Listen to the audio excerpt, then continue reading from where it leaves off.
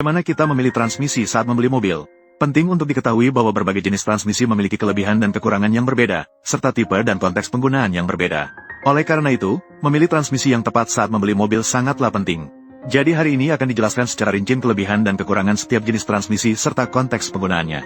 Baik transmisi otomatis maupun manual akan dijelaskan dengan jelas. Pertama, adalah transmisi ED yang paling populer di antara kendaraan otomatis. Transmisi ED dilengkapi dengan rangkaian roda gigi planet dan konverter torsi. Ini karena konverter torsi mengandalkan gerakan fluida di dalamnya untuk mentransmisikan tenaga. Oleh karena itu, koneksi tenaga pada transmisi ED relatif halus, sehingga tingkat kerusakannya sangat rendah. Ini juga salah satu alasan mengapa ia begitu populer, dan karena konverter torsi memiliki karakteristik peningkatan torsi pada kecepatan rendah. Rangkaian roda gigi planet juga dapat menangani torsi besar, saling melengkapi, baik saat memulai dengan beban penuh dan mendaki tanjakan curam maupun dalam kondisi gigi rendah dan putaran mesin tinggi. Ia dapat menghadapinya dengan sempurna, itulah sebabnya sebagian besar kendaraan off-road lebih suka menggunakan transmisi ED. Selain itu, karena konverter torsi akan mengunci saat kecepatan tinggi, efisiensi transmisi tenaga akan meningkat secara signifikan setelah penguncian.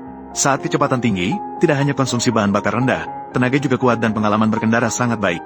Namun, ada juga kekurangan, salah satunya adalah konsumsi bahan bakar tinggi saat berkendara lambat di kota, karena pada kecepatan rendah, tenaga utama bergantung pada hidrolik internal untuk menyalurkan daya. Kehilangan daya saat tenaga melewati cairan cukup besar. Namun, ketika kecepatan kendaraan meningkat, konverter torsi di dalamnya akan mengunci kopling. Saat itu, terbentuklah sambungan mekanis yang utuh, yang secara sempurna menyelesaikan masalah konsumsi bahan bakar yang tinggi. Namun, ini terbatas hanya pada kecepatan tinggi, dan kekurangan lainnya adalah karena masalah paten, sehingga transmisi ED lebih mahal dibandingkan dengan transmisi lainnya.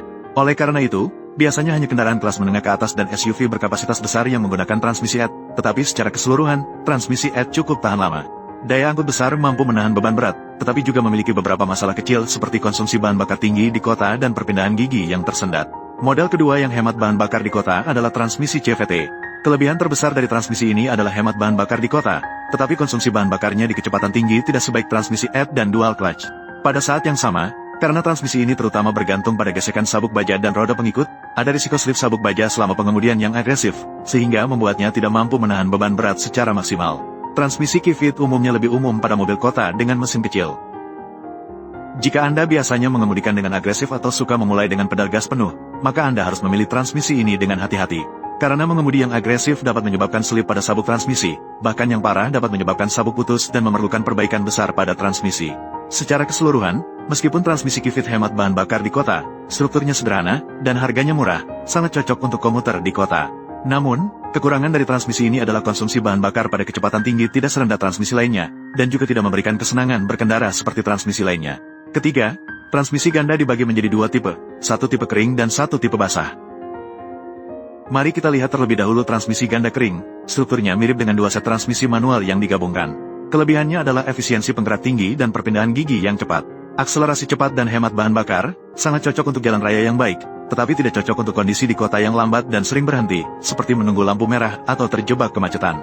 Perpindahan gigi dan memulai yang sering dapat menyebabkan kedua set plat kopling berada dalam kondisi setengah kopling secara terus-menerus. Setengah kopling yang sering dapat menyebabkan plat kopling mengalami kegagalan akibat panas, dan yang parah bisa langsung mogok. Ini juga alasan mengapa transmisi ganda tidak cocok untuk kondisi yang lambat.